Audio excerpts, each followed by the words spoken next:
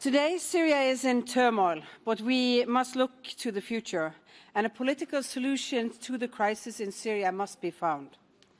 Then the Syrian people can start rebuilding their country. They will need an educated generation of children and young people with knowledge, skills, and hope for the future. Syria cannot afford to have a lost generation. Failing to protect and to provide education will increase the burden on neighboring countries and have far-reaching consequences for the region, for Europe and beyond. I recently visited Lebanon and Jordan. I will never forget the refugees I met in the Bekaa Valley, the Satari refugee camp, and in the informal settlements in Beirut and Amman.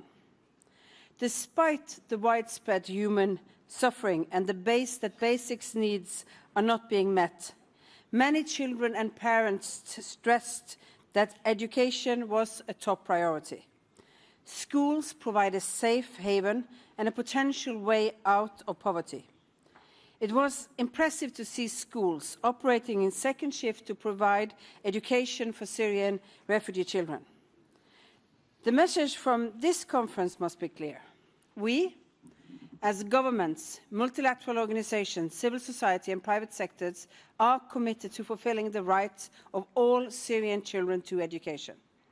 We are ready to provide the resources required to ensure that all Syrian and host community children in the neighboring countries have access to education by the beginning of next school year. At the Inspiring Education Focus event this morning, we heard donor countries and private sector make commitments to significantly increase their financial support and to promote innovation.